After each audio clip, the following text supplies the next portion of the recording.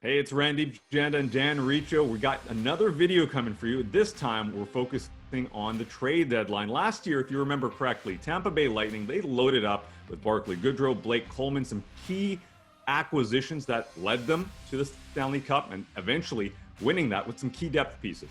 So the question is, who is going to be this year's biggest trade deadline buyer? Dan, who you got? Well, I was looking through some of the top teams, and you know what? I'm not sure they are the ones because it is an interesting year with cap space and things like that. I really think the New York Islanders are going to make a big push. They lost Anders Lee, and so they have the cap space to do it. They're a juggernaut defensively. You look at some of their underlying numbers, they control the expected goals almost as well as anybody in the league. So while we look at them on paper and don't necessarily put them up against the Tampas and the Colorados of the league, they still are able to control the game the way they want to, but they do need a little bit more scoring on that roster. I really look at Kyle Palmieri as a great fit for a Lou Lamoriello team. And that's the other thing. Lou Lamoriello is going to be making a push here with the team that he's got, the team that he's assembled. I think Kyle Palmieri is a great fit. People might talk about Taylor Hall. I don't know if he suits a Barry Trotz ultra defensive system. We saw that play out in Arizona last year.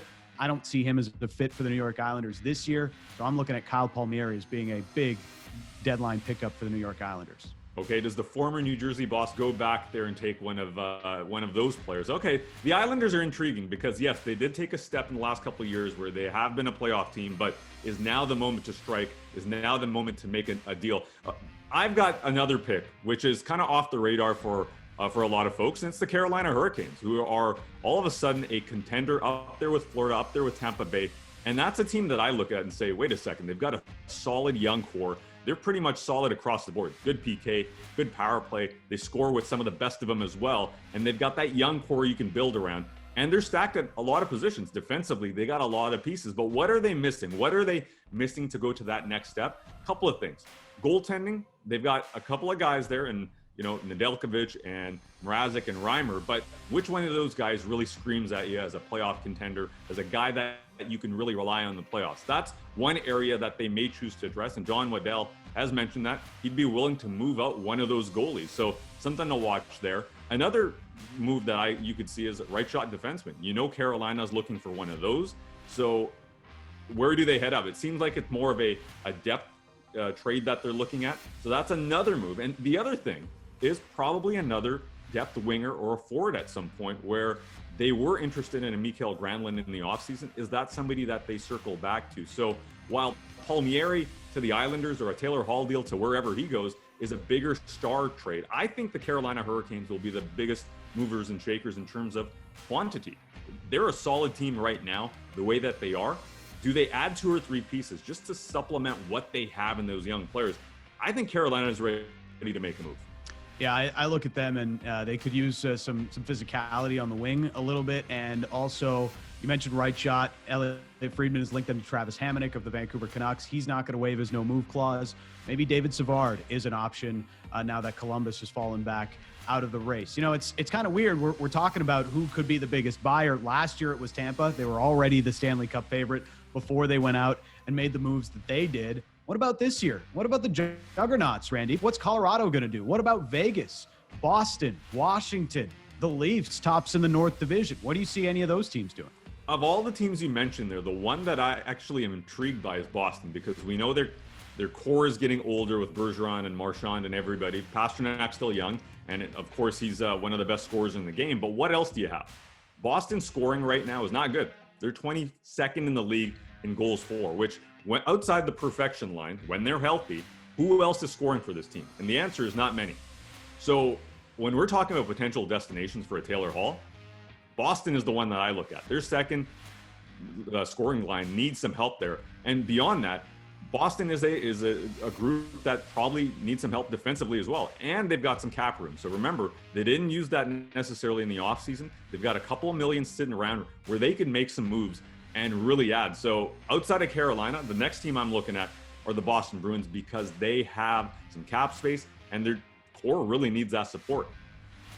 Well, the Bruins are just kind of hanging on to their playoff spot right now with the way things have been going for them. Need to find some goals. I look in the West Division, and Colorado is stunning how good they've played of late. And I don't see that they need a ton. They've got Eric Johnson and Bowen Byram coming back from injury. Their defense is pretty loaded as it is with the way that Devon Taves has played and the way that Cale Makar is playing. They score enough up front. They could really use some help in goal. Maybe, a veteran piece like a Ryan Miller gives them a little bit more cover beyond Philip Grubauer because they just don't have it. And that's what kind of sunk them last year in the bubble. And you don't want to see that happen to a really solid team in Colorado this year. Now, Vegas, I could see Vegas.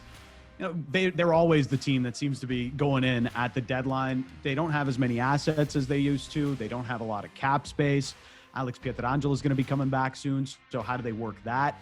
But there's a team where I could see them really needing that next level scoring, some secondary scoring to add into their middle six or top six even.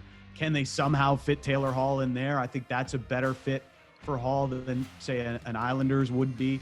But that's the other team, Vegas, where I would say they could definitely use a piece or two. And just a quick thought on the North Division, Randip. Is there anybody there that you could see being the big player? I guess the Leafs are generally the one we point to, but is there anybody else in the North? I think it would be the Edmonton Oilers for me, where you do need some secondary scoring. Listen, Darnell Nurse is great, 12 goals this year, but how much can you rely on a defensive defenseman historically to continue that into the playoffs? You've got Connor McDavid, you've got Leon Draisaitl. I still want to see some secondary scoring on that Edmonton Oilers lineup. I think if you can have a consistent second or third line winger added to that group, makes it a little bit more solid, a little bit more confidence further down the lineup. Now, the question here, not only with that team, though, but others is, it's a cash-in, cash-out situation for a lot of these teams. So if you're bringing somebody in, Ken Holland has mentioned this in Edmonton, that you're probably going to have to send somebody out. Who has an appetite to take money right now, especially if you're a losing team, Reach? There's no revenue coming in. So that's one thing that we'll have to watch. One other low-key player that nobody's really talking about right now, the Florida Panthers, though. They are a squad that I think, they're in a position to spend some money. And the Aaron Ekblad injury sucks, and it's something that, the team's going to have to deal with. But they are in a position to add. They're up there with the Carolinas. They're up there with the Tampa Bays. Are they a player this year? And could we see them maybe have a little bit of extra activity at the deadline? Well, how do you replace Aaron Ekblad, though? That's the big question mark. Can you replace a guy who was playing at a close to he was in the Norris conversation, I guess you could say. Victor Hedman probably leading that charge, but Aaron Ekblad was, I know we've debated a lot about his contract, and there was trade rumors and all these things, but Aaron Ekblad was for sure living up to the first overall status and the contract he'd been given in Florida this year.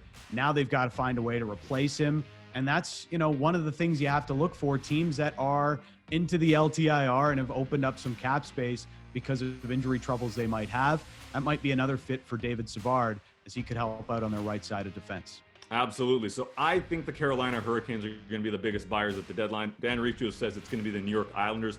Tell us what you think in the comments. Like and subscribe. We're going to catch you next time right here on the YouTube channel. We'll check you out later.